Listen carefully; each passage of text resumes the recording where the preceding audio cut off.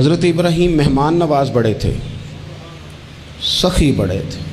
حضرت ابراہیم علیہ السلام کے بارے میں نبی پاک صلی اللہ تعالیٰ علیہ وسلم نے فرمایا، سب سے پہلے جس بندے نے کسی کی مہمان نوازی کی تھی نا، وہ حضرت ابراہیم علیہ السلام ہے۔ اس کا ایک معنی علماء نے یہ بھی اس حدیث کا بیان کیا کہ جس نے سونی کر کے، مسجع کر کے، خوبصورت کر کے، تیار کر کے، عزت کے ساتھ، آنر کے ساتھ کسی مہمان کو سب سے پہلے کسی نے اس اہتمام سے کھانا کھلایا، وہ حضرت ابراہیم علیہ السلام ہے۔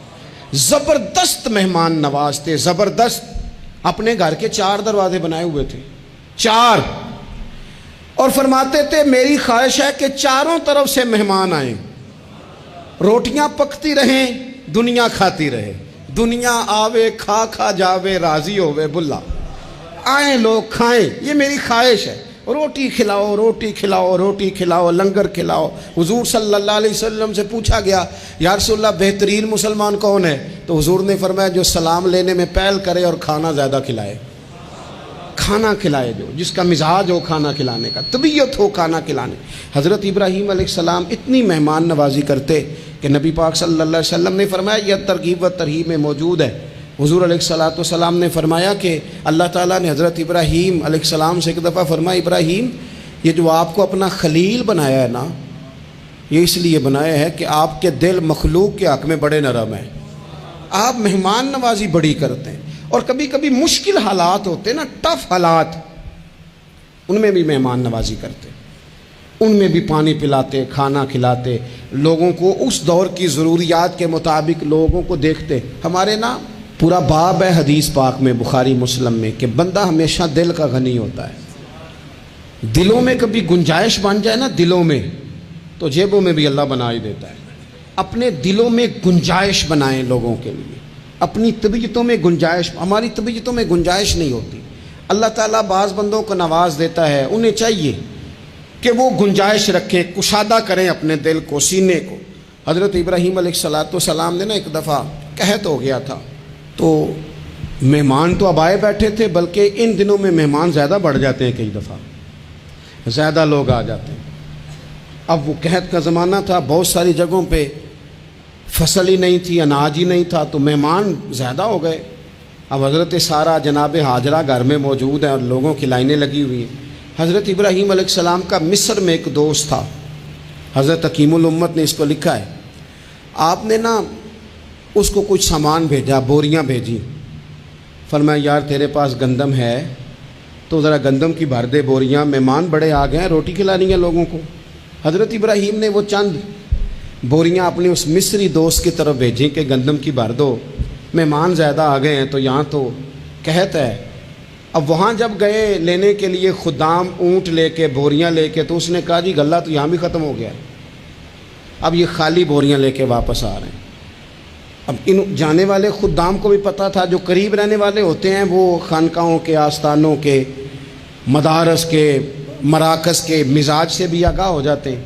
ان کو پتہ تھا کہ اب مہمان تو بیٹھے ہیں، بیسیوں، درجنوں، سینکڑوں، تو سب کو پتہ ہے کہ بھئی گندم آ رہی ہے، مصر سے آنا ہے تو کھانا ملنا ہے۔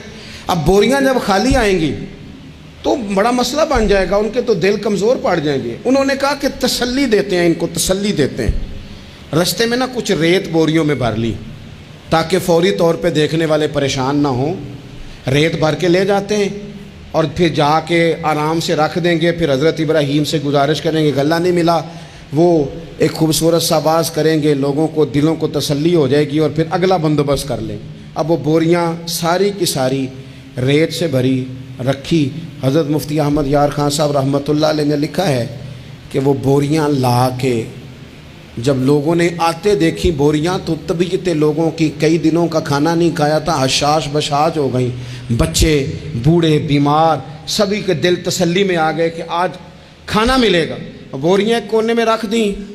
حضرت ابراہیم آرام فرما تھے کہیں، یا کسی ذکر و فکر کی مصروفیت میں مشغول تھے، ظاہراً انہیں بتایا نہ گیا۔ اب وہ جہاں گندم رکھی جاتی تھی وہاں جا کے وہ ریت کی بوریاں رکھ دیں۔ وہ خدام وہاں سے ہٹ گئے چونکہ وہ گھر کا حصہ تھا۔ اب جناب ہاجرہ حضرت سارہ اٹھیں، ریت والی بوریاں جب کھولیں تو بہترین گندم نکلی اندر سے۔ اللہ تعالیٰ جب رزق دیتا ہے تو پھر بغیر اور واللہ خیر الرازقین، بہترین رزق دینے والا اللہ ہے، سب سے بہتر رزق دینے والا۔ وہ کھولا ان کو، بہترین گندم نکلی، انہوں نے فوراً کنیزیں جو تھیں ان کو بلایا، گندم پیس لی گئی، اسی وقت کھانا پکنے لگا۔ حضرت ابراہیم تشریف لائے، کھانا چل رہا ہے، لوگ لنگر کھا رہے ہیں۔ اب وہ خدام بھی پریشان تھے کہ بھئی ہم تو لائے تھے ریت، یہ گندم کیسے آ گئی؟ حضرت سارہ اور جناب ہاجرہ قریب آئیں تو خواتین بعض اوقات گھر والوں کو گائیڈ کرتی ہیں کہ یہ والی سبزی بڑی اچھی تھی، یہ والے چاول بڑے اچھے ہیں، یہ جو گندم آپ لائیں یہ بڑی اچھی ہے۔ تو وہ تھوڑی سی گندم ہاتھ میں پکڑی جناب ہاجرہ نے، جناب سارہ نے، حضرت ابراہیم کے سامنے کر کے کہا یہ جو آپ کا مصری یار ہے نا، یہ جو مصری یار نے گندم بھیجی ہے نا، مصری یار نے، کیا بات ہے، خوشبو بھی اعلیٰ ہے، پکانے میں بھی اچھی ہے، 2 لقمے روٹی کے چکے ہیں، ذائقہ بھی کمال ہے، یہ جو آپ کا مصری یار ہے۔ حضرت ابراہیم کہنے لگے چپ کر جا، یہ مصری یار نے نہیں بھیجی، یہ میرے عرشی یار نے بھیجی ہے۔ وَاتَّخَذَ اللَّهُ إِبْرَاهِيمَ خَلِيلًا، وہ جس نے کہا ہے نا ہم نے ابراہیم کو گہرا دوست بنا لیا ہے، یہ اس نے بھیجی ہیں۔ اس کو پتا تھا کہ جناب خلیل نے کوئی ذات کے لیے نہیں منگائی، اسی کی مخلوق کے لیے منگائی ہے، تو یہ عرشی یار نے بھیجی ہیں، عرشی یار نے۔ اور فرمایا جب عرشی یار بھیجے تو پھر کسی قسم کی کوئی کمزوری باقی رہتی نہیں ہے۔